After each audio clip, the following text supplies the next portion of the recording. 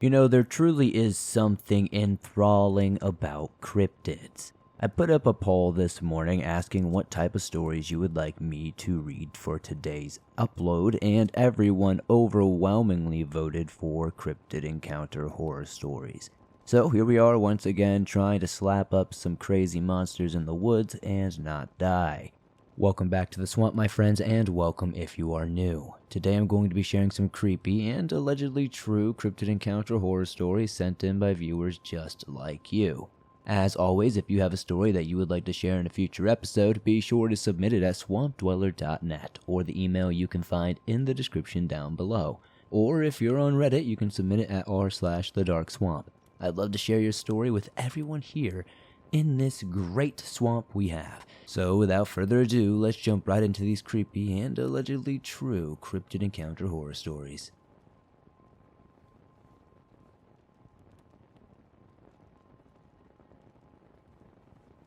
The Michigan Gator Man by CertifiedBurger. Now before I begin this story, let me first start by clarifying that alligators are not native to Michigan, which is what made me so skeptical about believing this legend until I had an in-person encounter with him. The Michigan Gator Man. A little backstory on my family. We recently purchased a house in a small town in Michigan's Upper Thumb. Caseville, Michigan was a quiet beach town famously known for its cheeseburger festival. It seemed like a family-friendly town and a perfect place to spend summers. Everything was excellent the first year or so of living there, and then we began to hear whispers around town about the legend of what I was supposed to believe was the Gator Man. We figured it was some form of hazing that people did to new people in town and brushed it off. On the 4th of July, the town had fireworks, and about 12 of us decided to sit on the sand to view them. Our street had access to a private beach, so we were the only ones there that night. Everyone else was on the public side of the beach in the distance. My cousins and I were having a great time actually, dancing to the music and just goofing off in general.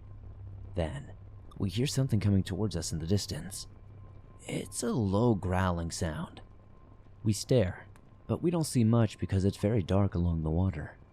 Either way, there's a big group of us, so we weren't too terribly threatened by it. At this point, the crickets stopped chirping, and any voices in the distance became muted.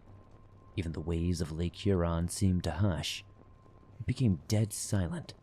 My cousin Kurt points toward a low growling sound, and he says that there were two yellow glowing eyes growing in size as something was coming towards us.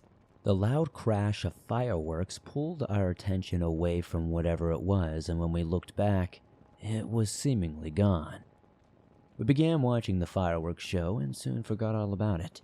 Our attention is pulled away from the fireworks as sand flies over our heads from behind us. All of us whip our heads around to see it. A figure of a man stands in the dark. Only once the flash of fireworks illuminates him enough to see what he truly is. His skin seemed to glow in the light. He looked skinny, almost scaly. We couldn't get a great look at him because of our light source. It was flashing in and out, of course. The grand finale of the fireworks began and we glanced away for just a split second. And suddenly, a splash of the water happened. This weird man was gone.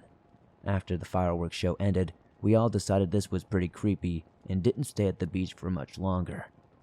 I tried to rationalize how he looked in the light, and maybe just thought he had a nasty sunburn or some sort of, skin burns or something like that. The following day, we headed back to the beach to look for any evidence that could bring some sense to the situation, and just to be safe, we got our dog with us. What we found made our skin crawl. Leading from the sand to the water was what I could only describe as gator tracks.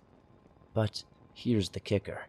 A piece of driftwood was floating in the water next to where the tracks led, and it looked to have some sort of odd scratches and bite marks on it. I moved to get a closer look, and my dog instantly began growling and refused to walk any closer. This made me uncomfortable enough to listen and to head back to the house as fast as possible and get as far away from these tracks as I could. That night, my cousin and I decided to go back to the beach for an evening swim, but mostly to look for the Gator Man. I now understand that this wasn't the brightest idea, but we were bored and wanted to figure this thing out. We reached the sand, using our phone flashlights to look for any sort of evidence, but we didn't find anything interesting, so we swam in the water. We were in the water until our cousin felt something brush up against her leg. As our initial shock was settling in, our eyes began adjusting to the dark water. We saw some air bubbles and immediately felt the tension in the air. A tall figure slowly emerges from the water in the moon's light. Those same yellow glowing eyes met mine for a not so appreciated second time. He was angry, and we needed to leave this water. We knew immediately this was his beach, and he had the upper hand, especially in the water. We booked it back to the house, never looking back to see if it was following us. I still can't visit that beach to this day. I still see those glowing yellow eyes when I close my own. I don't know what the Michigan Gator Man wants, but I feel sorry for those who find out.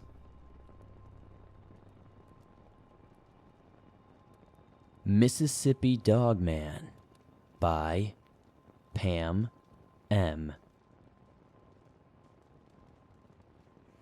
Hey Swamp Dweller, my name is Pam. I live on the northeast corner of Mississippi, less than 10 miles from the Tennessee and Alabama state lines, and 70 miles from the infamous Taylor, Mississippi. My granddaughter, who is 11 years old, had an encounter with the cryptid a few months ago. Let me describe what happened and what she witnessed. Sometime around 11 p.m. we returned home from the county fair here in Alcorn County, Mississippi. My home is approximately 6 miles from town in a relatively rural area containing lakes, trees, and fields used for anything from tomatoes to soybeans and even cotton. My land is almost 20 acres. We have our home, a barn, a shed, and a lake about 200 yards from my house. The rest is trees and a few cleared out pieces. Anyway, back to Saturday night. My granddaughter, A, decided to walk outside to find her kitty before she went to bed.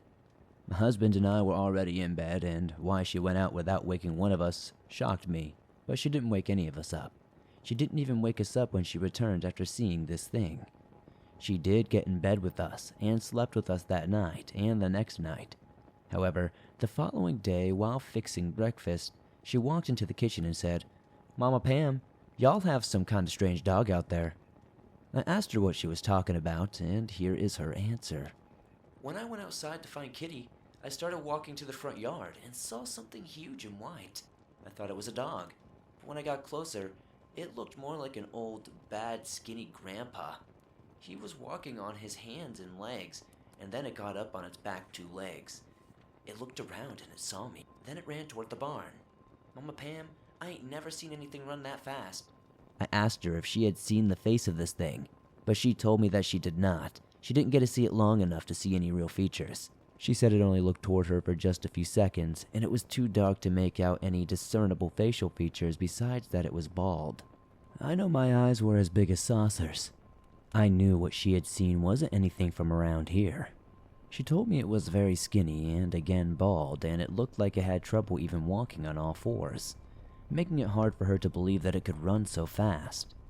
She said on all fours it was jerky, but it wasn't like that when it was on just 2 legs. I told them I thought it was a crawler, and could not believe she didn't come screaming for me and my husband to wake up.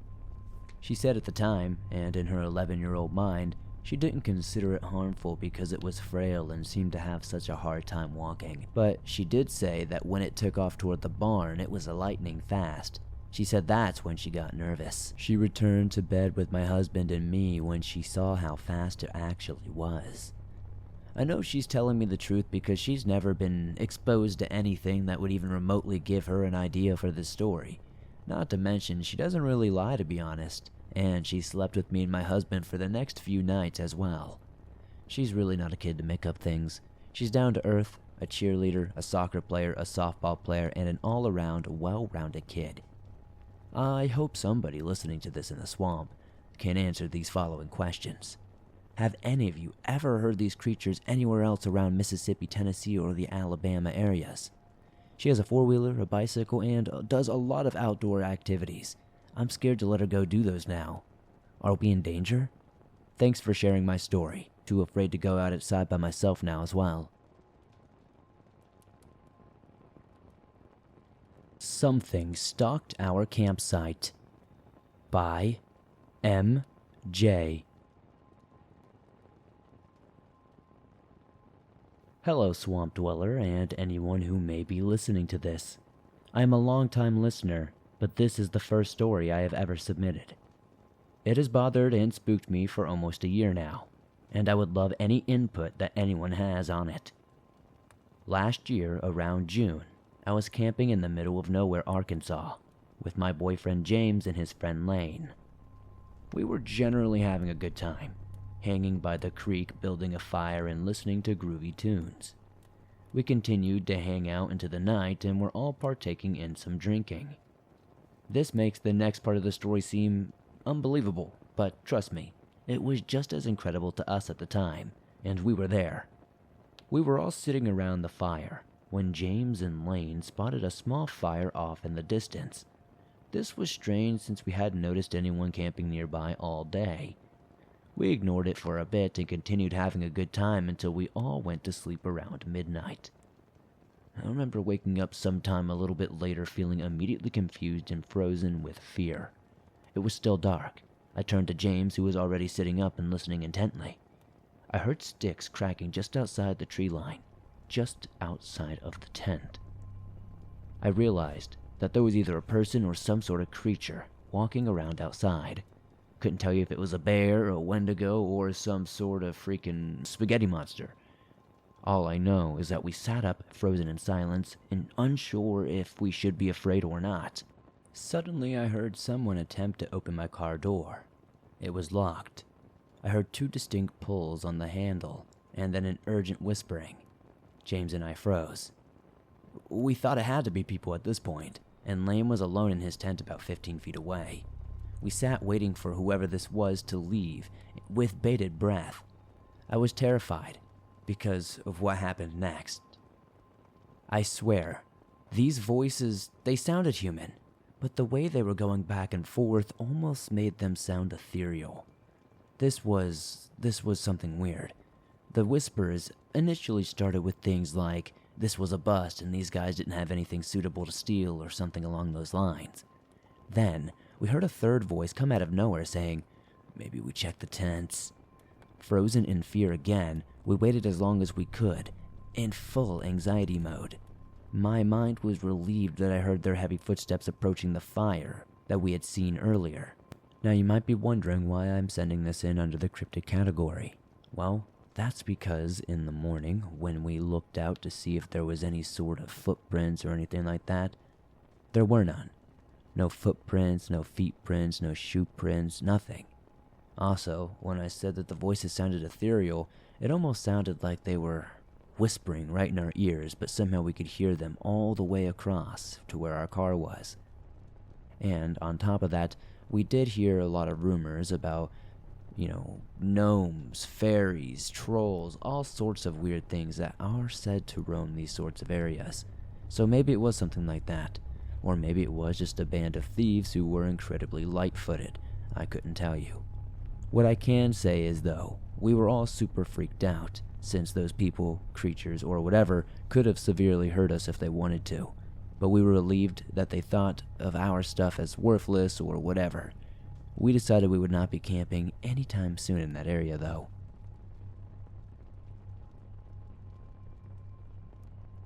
That Wasn't a Bear by Anonymous. It was Friday, and I had nothing to really do, so I went around town to find anything to entertain myself, until I saw in the community hall type of building a flyer on their board that stated, Fire watch needed from ages 16 to 50 plus, at Anonymous Forest for privacy. I took a little card with the number on them and hurried home to tell my parents about it. They were ecstatic for me because the pay was also a lot judging by the number of days I had to work. On the first day of work, I was told to meet at a little house where they would give me a run-through. I was also told that if I received calls from hikers that talked about some sort of goat man, to ignore it because there was always a group of teenagers trying to start rumors. But if a hiker called me and said that they were lost, and I have to turn on the set of headlights to lead the hiker towards me. Still, if he was in serious trouble, I could find a page in the manual about how to deal with a particular situation. I couldn't have the headlights on for too long because of budget problems. I was met with a big plastic box with MRE food when I reached the tower. Now that I got that out of the way, let me start with the story itself. They allowed me to have my phone for obvious reasons, so I had access to what time it was and all those good things. Most of the time I just stayed in bed. They prepared me with my phone on low volume, so if I heard anything, the sound of the cell phone wouldn't bother the sound of a phone call because the station was used for long distance and had a low ringtone.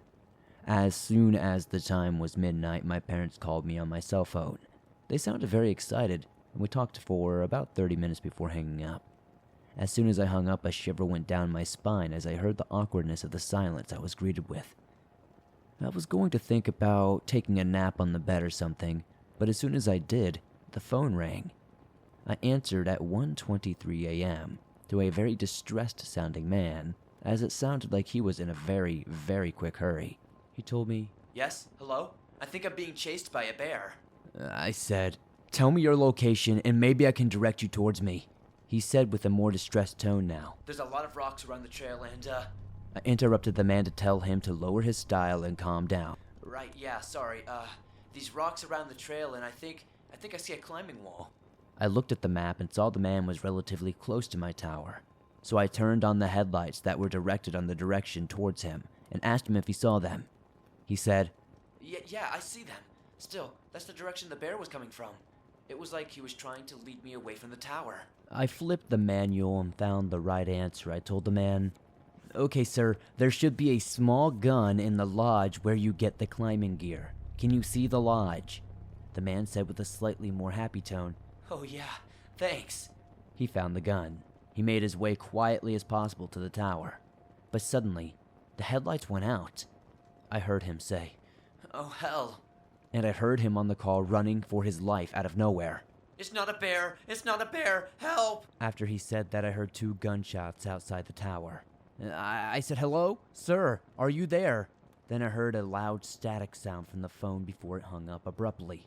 I knew it was after me next, so I ran with the heaviest thing I could find to block the stairway and barricaded the door. I sat in the corner of the room with a rifle and ammunition that was prepared for me. I sat there for 5 minutes until I heard scratching on the bottom of the tower.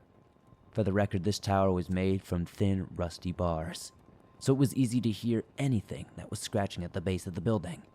I stayed there until daytime. I quit immediately and swore to never go there ever again. I've never heard anything about that.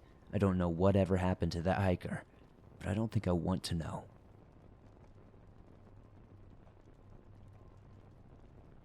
Skinwalker or Not Deer by Anonymous. This took place just a few years ago. I was in my late teens driving home at about 10 p.m. This was a typical shift for me, and I was not too tired. I know exactly what I saw that night. I lived somewhat out in the country, far enough to be on septic, but close enough to be on the county's water system. It was not irregular to see wildlife at night. Elk, deer, barn cats, and even occasionally dogs. I've been living here for quite a few years at this point. During this specific time, one neighbor had a bad habit of letting his dog run free on the side of the road. I love animals, so I would always pull over and call the number on his collar and get him back to his owner. Anyways, I am driving home. I'm nearly about 1 block away and maybe 3 turns total from my house. I see this figure out of the corner of my eye. It looks like a medium-sized dog at first. I roll down my window, turn down my music, and start calling out to this dog. "Hey, sweetie, come here." It seemed very shy, as it would not look at me, and its body language was very timid. I kept trying to speak sweetly to it, to let it know that I was not a threat. It looked a little skinny, seemed to have short gray hair. I really wanted to see if I could help it, maybe find its owner or get it somewhere safe and fed. It finally responds to my sweet talk and turns to face me. My stomach instantly dropped. This is probably going to sound crazy, but it had a human face. The best way I could describe it was that of a Teletubby. I really wish there was another way to describe it for the sake of my credibility, but it just had no distinctive features, and its head was still shaped like a dog. It did not make any faces, any noises, and it did not speak either. I was so taken aback and surprised that I screamed, "What the hell?" and sped off. I was even more scared because my house has a gate that I need to open to get inside, and I did not know if this thing was following me or anything. I never did look back, and it did not appear to be chasing me after when I sped off. I feel bad about it to this day. I wish I did not react the way I did, but I do not know if I was in danger or what. Seeing something like that, something you cannot explain, is the hardest thing to try and express via text. I do not know how to further explain it, but I really cannot stress enough how it did not make any facial expressions, noises, speech, or anything. At the end of the day, I was the one going out of my way to mess with it, and I was out of pocket in doing so. I have not seen the thing since. I just honestly wish I could change how I reacted, and I really wonder about it all the time. I did some mild internet research afterwards, and I have not been able to find any experiences that resemble exactly what I saw that night, and it's really making me feel nuts. Maybe it was something slightly different than a Skinwalker, but that's the closest thing that I can think of. The Horse-Faced Skinwalker by Michael M. There's a logical explanation for everything. Well, that's what my father always said. Of course, he doesn't know what happened to me and my buddies while camping 9 years ago. Why should he? Adults, and most especially parents, mistake traumatic events as an overwhelming experience for your age, or something that your brain can't handle, or simple imagination.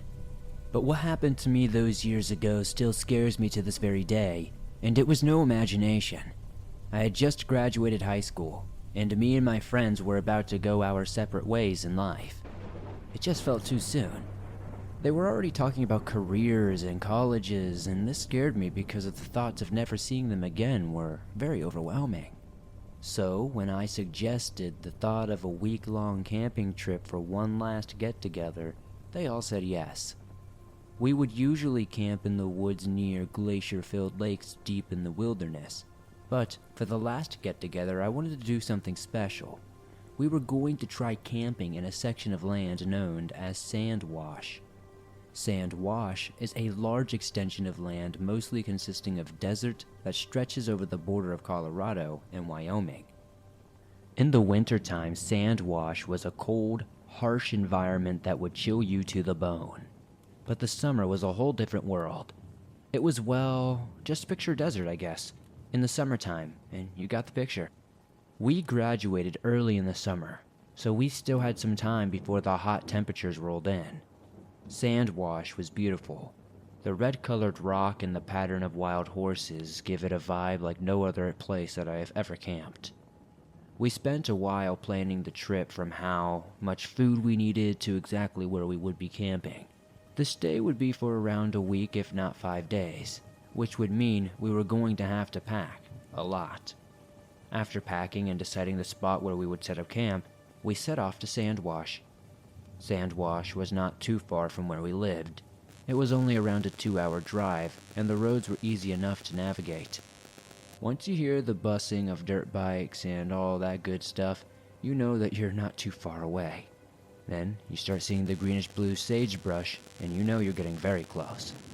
It was me and my 3 other friends, and for privacy reasons I'll be calling them Jack, Ryan, and Jacob. All 4 of us inched closer and closer to the gate that separated us from the country in Sand Wash. So I stepped out of the car while everyone else waited, and I undid the metal crate. Then I hopped back into the truck and drove into the desert. The roads were extremely rough, almost like they haven't been used or have been overused. We could hear all the stuff in the trailer bumping around and shuffling around due to the massive rocks and bumps in the road. Everyone was doing that thing 5-year-old kids do when their parents drive over bumpy roads. They make that annoying vocal noise that goes up and down. I thought it was childish at first, but then I eventually found myself joining along. We had reached the turnoff on the dirt road that led us to the site we were camping at. This road took us very far from the main road and even closer to the border of Wyoming. The road didn't look too bad. There were some divots in the road, but nothing worse than the one we had just driven on. So, I made the gentle swerve onto that road toward our campsite. After an hour of driving, we could start to see our campsite in the distance. It was situated in the side of a small sand and mud-covered mountain that had a clearing wiped clean of sagebrush and rocks. After driving closer and closer, we noticed a foul stench that grew stronger and stronger. It smelled like a rotting carcass that has been stuck in the sun all day. Jacob, whose eyes were watering at this point, started gagging because of how strong the aroma had become. The stench was so strong that all of us started gagging as well. Now the smell was most likely the rotting body of an antelope or something like that. The desert here doesn't get too much water, so I could comprehend the possibility of a dead, dehydrated antelope. So I just stuck with that and thought that that's what it was. I thought it would go away once we reached the campsite. After 3.5 hours of a bumpy and stench-filled drive, we made it to the site. It was smaller than the pictures looked, but it had enough room for all of us. Without a single word, Ryan opened the trailer and was quickly buried by the misplaced objects that were thrown around while driving.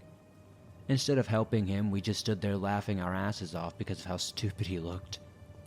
I think he even cracked a smile despite being underneath the grill. Eventually, we all got our cool and started helping him out of the mess and started laying everything out. Our tents were spaced out about 4 feet apart to where we wouldn't be able to hear each other snoring. At around 5:30, we had unpacked and were already getting dinner ready. We were eating smoked barbecue ribs for dinner, which the stench of made our mouths water. We kept all the food that we needed preserved in a suitcase-sized cooler that weighed roughly 70 pounds with ice in them. Soon, there was no sound and light, except the lanterns and Christmas lights we had hung around our campsite, and the old wireless radio we had. We all sat around the campfire telling stories and figuring out what we were going to do with our lives. After eating, which filled us up plenty, I told Jack, who was also the chef and in charge of food, to put the ribs in the cooler and put the ribs away in the trailer. He said alright with a boozy and drunk tone in his voice, even though we didn't bring any alcohol with us, so we all got in our tents and said goodnight to each other. Weapon-wise, all I brought was a .22. I didn't want anything really crazy, but I also wanted something for protection, you know? And a .22, regardless of what anybody says, will take you down if you get a good shot in you. Ryan did see me packing it though, and asked what it was for, and I of course told him. And he replied, "So if we get bored we can shoot some gophers or something?" I said in a playful but decent tone, but I was lying, and he knew it too. When I woke up during the night, I felt like I was drowning. It was like the air was being sucked out of my body. And when I smelt that god-awful rotting corpse smell, but 10 times as strong, I started vomiting and gagging due to the stink it gave off. I could hear everyone else puking inside their tents as well. But what scared me even more was the sound of ice being poured on the ground. "The cooler," somebody said. "It's a goddamn coyote." I clenched my fist with the rage of Jack not putting the cooler away like we asked. And just like that, our camping trip is ruined. I slept next to the .22 and stuck it out the small hole in the tent.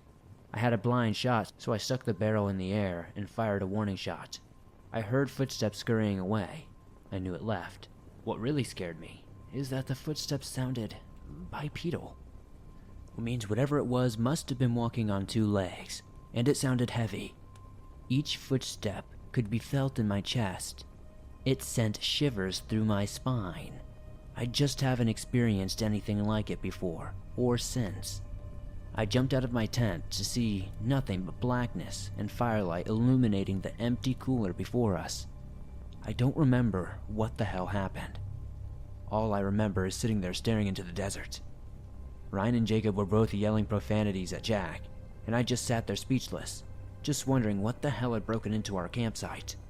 A human wouldn't eat raw ribs fresh out of the cooler, and certainly wouldn't walk away towards an active campsite and steal from someone. So, what were we dealing with?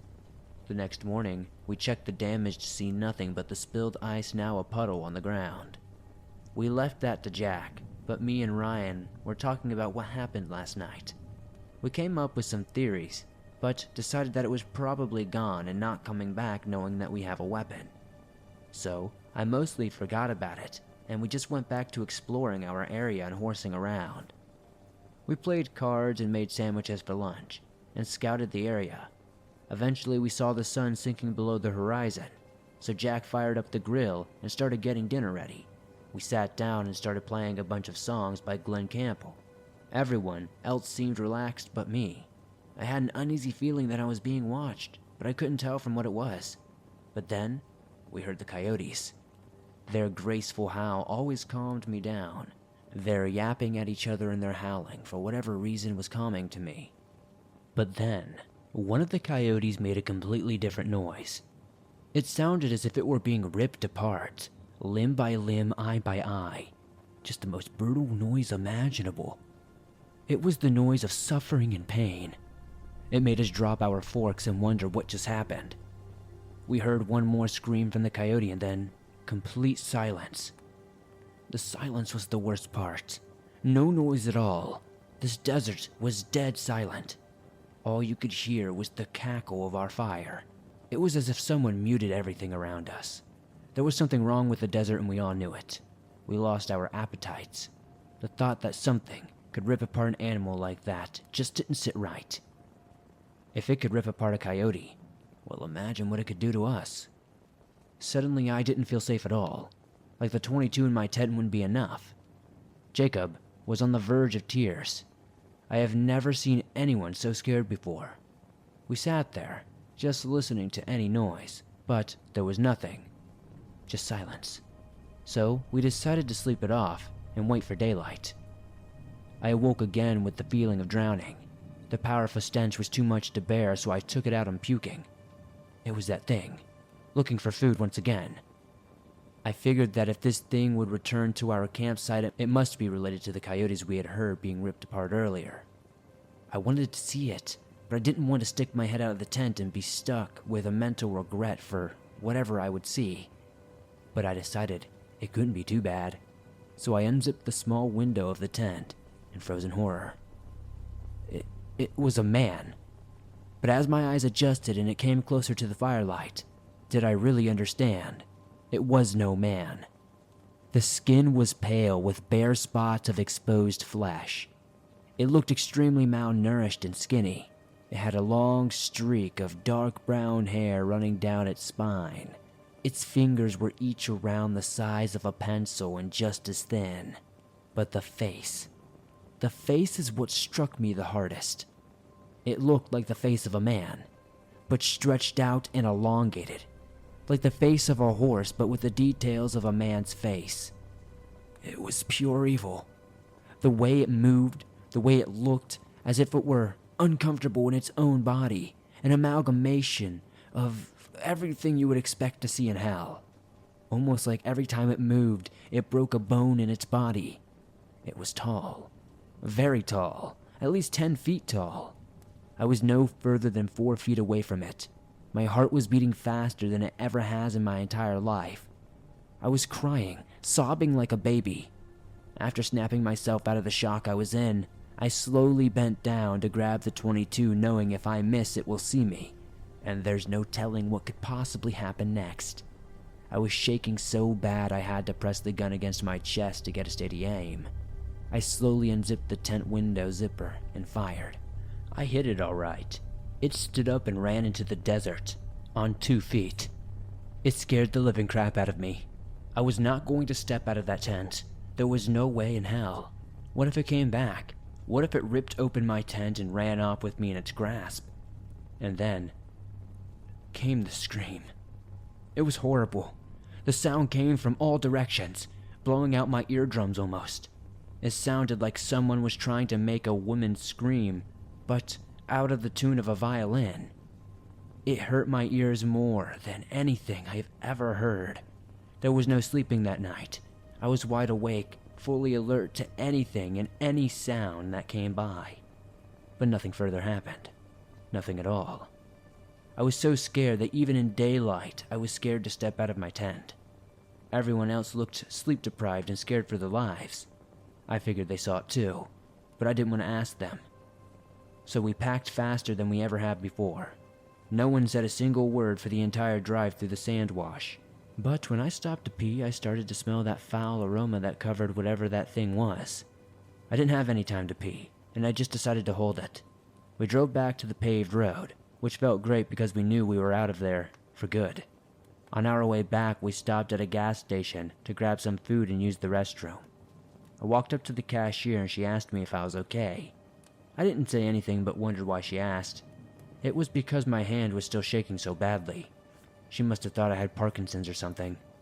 Upon making it home to my parents, and they asked me why we came back so early, I told them that there was just some stuff that went down. You know, there was too many bugs and too many people in the site, even though it was rather remote. I don't know. I just didn't want to tell them about our encounter. I don't know what I encountered. A skinwalker maybe, but I'm not going back to find out. I've never told my story before because I thought no one would believe me. But after discovering your show, I wanted to submit my story so other people can hear it without me telling them. Me and those friends meet up every now and then, but that is something we specifically avoid. We refuse to ever talk about it. It's something that still scares us.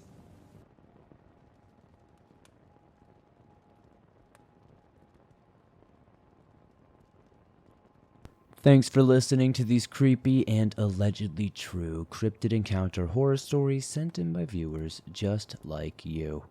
As always, if you enjoyed these stories, please be sure to slap that like button as it helps me out a ton. The more likes this episode gets, the more YouTube promotes it to fresh new eyes, and that helps the swamp grow its ever-expanding waters. If you're new to the swamp, be sure to subscribe and turn on notifications as I upload videos multiple times a week on all things natural and supernatural. We are very, very close to 300,000 swamp dwellers, and that would be really cool to hit by the end of the summer, so definitely be sure to slap that little red button. If you have a story that you would like to share in a future episode, be sure to submit your story at swampdweller.net or the email you can find in the description down below. You can also submit them on Reddit at r/thedarkswamp. I would love to share your story with everyone here in the swamp. If you made it all the way to the end, I'd love to know what story was your favorite tonight. It helps me pick better stories in the future. Also, if you made it to the end, be sure to comment the code word, Neon Drill, to confuse anyone who didn't make it to the end. The funniest comment using that word will be pinned at the top. Thank you guys so much for supporting the swamp the way you do. Be sure to check out the merch store, it helps. Be sure to check out Facebook, Twitter, Instagram, Spotify, all the cool stuff that we have with the Swamp Dweller outside of YouTube. And I'll see you all soon with another creepy episode.